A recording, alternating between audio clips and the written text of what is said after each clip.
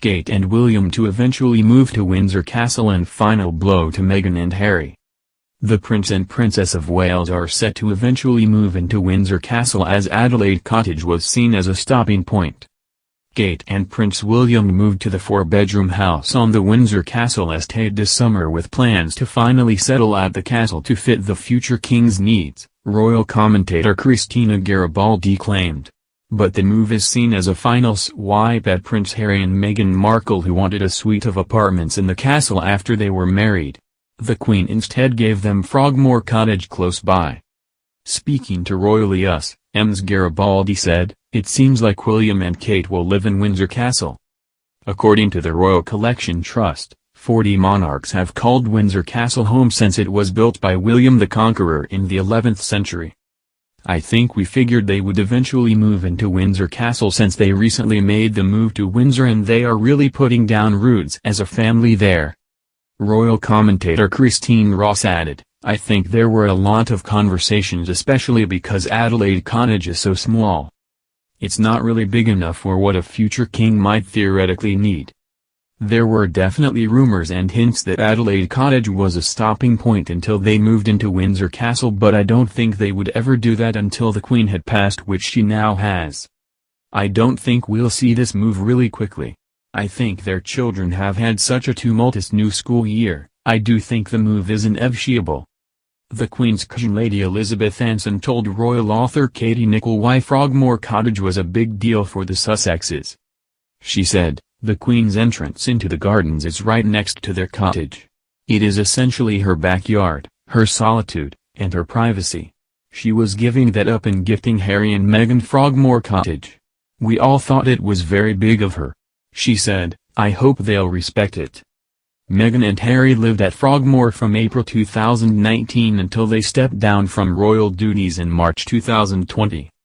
It comes as the Duchess of Sussex has described the mourning period of the Queen's death as a complicated time, adding that she felt a deep gratitude to have been given the chance to get to know her.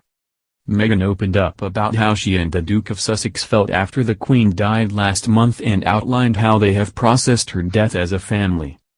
Describing what the time had been like for them, she told Variety magazine, "There's been such an outpouring of love and support.